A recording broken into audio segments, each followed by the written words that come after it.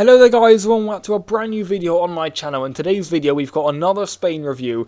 It's Wales 1, Spain 4. In last night's game, it was an absolute cracker at the Principality Stadium. We're going to be running through the lineups, how both sides decided to line up for this interesting friendly game with a lot playing on it, with future games in the UEFA Nations League coming up in the upcoming days and weeks. So it was an interesting team selection from both managers, and we're going to be running through all of that, the match action, what we thought of today's game between Wales and Spain, and eventually how it ended up ending as a 4-1 thrashing for La Roja. So, of course, guys, we're going to be starting off with the lineups today. Wales went pretty much as full strength as they could, other than one of their biggest areas of their side, if not the biggest area of their side, probably the biggest area of their side. It's Gareth Bale. He wasn't available last night, and that was a real miss for them. They had no out ball all night. You know, they were trying to play balls out, but it was going to Sam Vokes, who, you know, he's a good player when they're playing long balls to him, but when they're trying to play balls in behind towards him, and there's players like Azpilicueta, Gallard, Ramos, keeping up with him, then it just didn't work, and there was little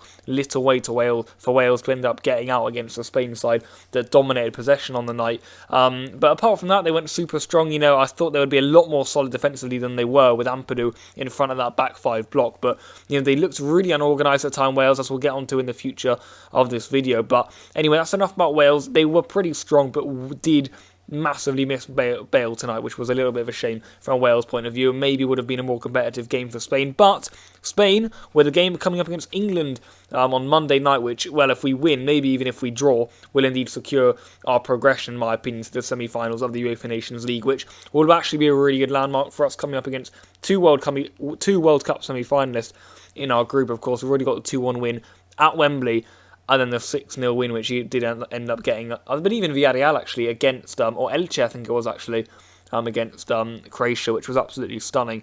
As I'm recording this, it's actually half-time, the Croatia-England game, in a pretty much empty stadium. That's currently going 0-0. So if that stays like that, we're in a really good position here, because it means that we'll be on 6 points in our group, and and Croatia and England will end up being on 1 each. So we're looking really good there. But in terms of how we lined up last night, relatively strong. It was okay, you know. It was as we expected. Azpilicueta, of course, coming in at right back. De Gea in goal. Gaia got the nod over Alonso at left back. You know, that wasn't too surprising. In centre backs, Raul Albiol got one of his first starts in absolute years for the national team. And if I'm being honest, he looks very out of place. When he got first tested in the second half, not able to keep up with any of the Wales players. Even Sam Vokes was skinning him. It was not pleasant to see, so I don't really want to see him in any more competitive games in the future. In a friendly against Wales, when they weren't having Bale at their disposal, it's okay, but, you know, anything more serious than that, and it will get nasty. But apart from that, he was partnering with Ramos, who was, again, had a decent first half. Into midfield, we decided to play Rodrigo from Atletico Madrid, who actually transferred to them in the summer from Villarreal, so he was an interesting addition in there, playing in that Sergio Busquets role and actually filling in really well. You know, he came in between the two centre-backs, he offered up the ball, he played it sideways, he played it backwards, he can play it forward, he's very comfortable on the ball, Rodri, really does resemble Busquets in that role, and in my opinion, he had a very solid game. You know, we needed to control this game, we needed to make sure this game was ours, and he did that very well, Rodri, in my opinion. Moving on to midfield, we saw Dani Ceballos play a key role again. He was snapping into challenges, looking very comfortable in the national team, if I'm being honest. And he was partnered by Saul Niguez, who has that new number 6 shirt. Of course, him and Koke going to be switching their kit numbers from Atletico to the national team, as Xavi and Iniesta once did for Barca in the national team. But there you go. He was in the new number 6 role. And if I'm being honest, he didn't actually do that much last night, Saul. He got subbed off at half-time, resting for the England game. And at the moment, he's probably our best midfielder, so I would probably agree with taking him off at half-time. Whether himself probably didn't want to start tonight, I don't know, but he didn't look at it, Saul. So, you know, it didn't matter on the night, but there you go. It wasn't his best performance in a Spain shirt, that's for sure. Into the attack, it was a really interesting front three that Luis Enrique elected to go for. You know, a lot of rotation. We had Suso coming in on the right, really interesting, actually. From the left, it was Alcacer, more in the left forward area. He was coming inside a lot and getting shots away. And then down the middle, we went for Alvaro Morata, which in the end ended up working quite nicely for us, that front three. You know, Suso was very creative, Alcacer with the finishing touch, and Morata essentially just creating space for the opposition. Not for the opposition, I mean for his teammates, without actually end up finishing much himself. But there you go. It ended up working all right. I know, in my opinion, we set up pretty well for this one. Now then, we've gone through both sides, how they set up, how it ended up working, and now let's just run through the match action, guys. And we ended up starting off alright, we were knocking the ball around. Wales didn't look too dangerous, it has to be said, but in the end, the first goal ended up coming through Paco Alcácer.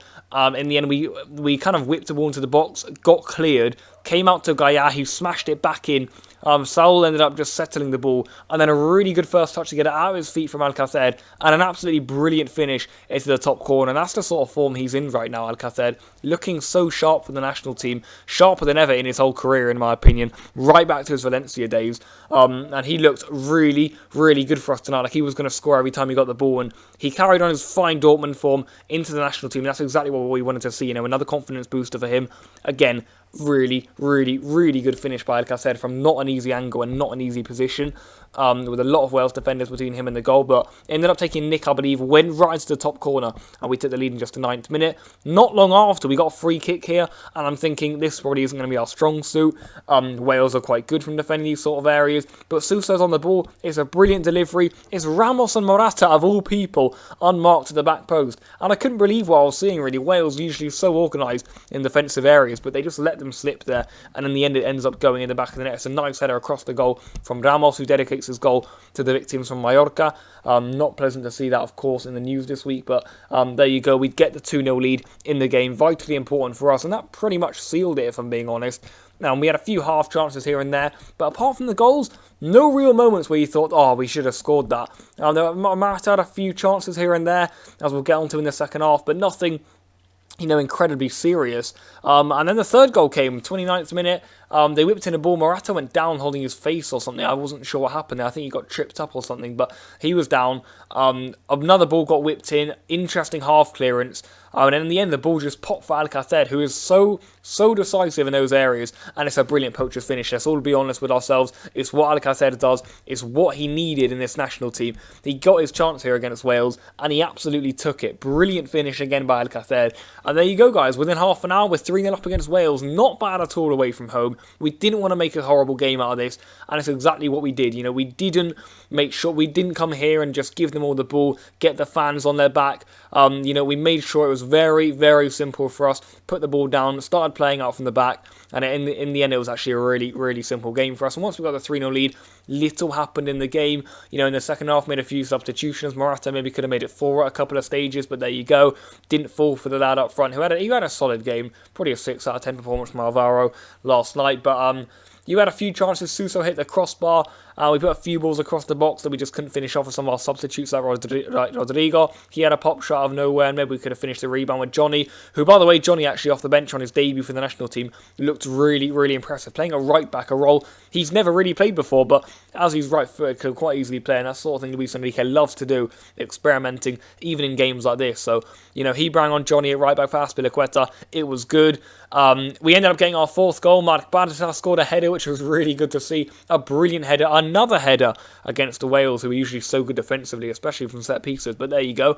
Again, dominating them in the air. And it's Marc Bartra who ends up getting himself on the score sheet for the national team for, I believe, the first time, actually. Don't quote me on that one, but I think it is anyway, his first goal for the national team.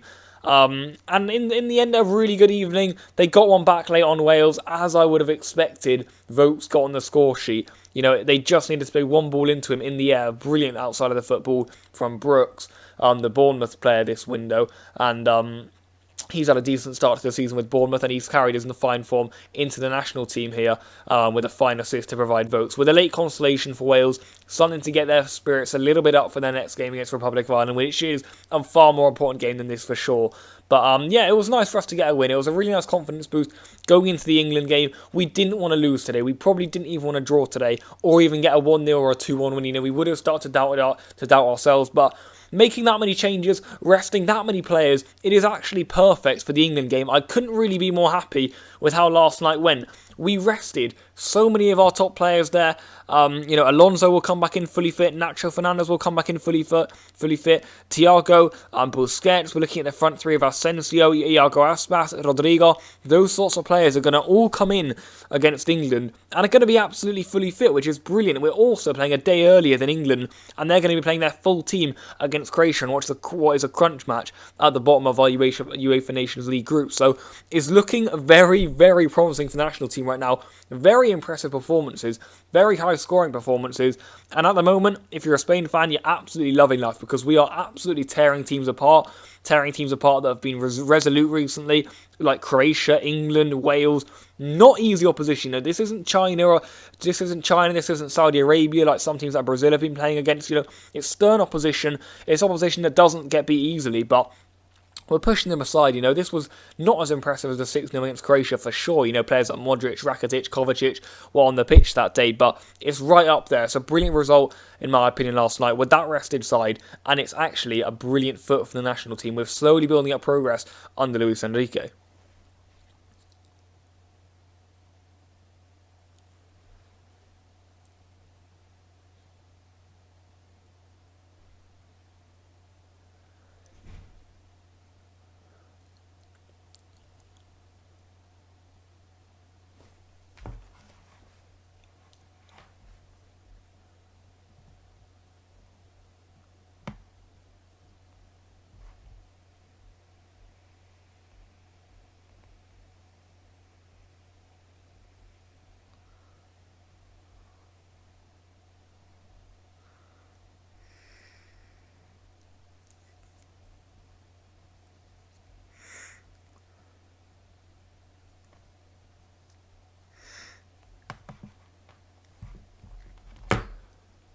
And that, guys, is where I'm going to wrap up this video. Thank you guys for watching. If you tune in for the whole match, for the whole review, then leave your thoughts in the comment section down below. What do you think about the review? Do you agree, disagree with anything? What were your thoughts on the match if you saw the game, if you did indeed end up watching it? Or if you just saw the result and thought, well, that's impressive from Spain. But you know what? Just leave your thoughts in the comment section down below on whatever you guys want. And in the end, a nice comprehensive win for Luis Enrique's Spain. It's 3 wins out of 3 for Lucha as his new, as he takes over his new national team and his new journey in his career, his new challenge, and it's working fantastically so far. We're looking very, very good, Spain. I'll be bringing you guys a review possibly on Tuesday evening after England game, which is going to be played on Monday evening in Sevilla, I believe in the Real Betis Stadium. It's where Malik Bartra plays. Whether he plays or not, I'm not sure, but it's going to be interesting to see the lineup he plays with players like Bartra, Ceballos, Sousa, even Alcacer for sure putting in good performances, and even Rodri. I doubt he'll start, but he's looking very accomplished in that Busquets role. Who's going to start in goal? I would probably say De Gea, but many of the fans will be asking for Adi Zabalaga. We'll just have to wait and see. Luis Enrique always full of surprises, but of course, that's where the review comes to the end. We've gone through the lineups, how everyone is set up, how the game ended up panning out, and I hope you guys have indeed ended up enjoying this video. As I said, it's looking good for the national team, and yeah, I'll see you guys very, very soon. Goodbye.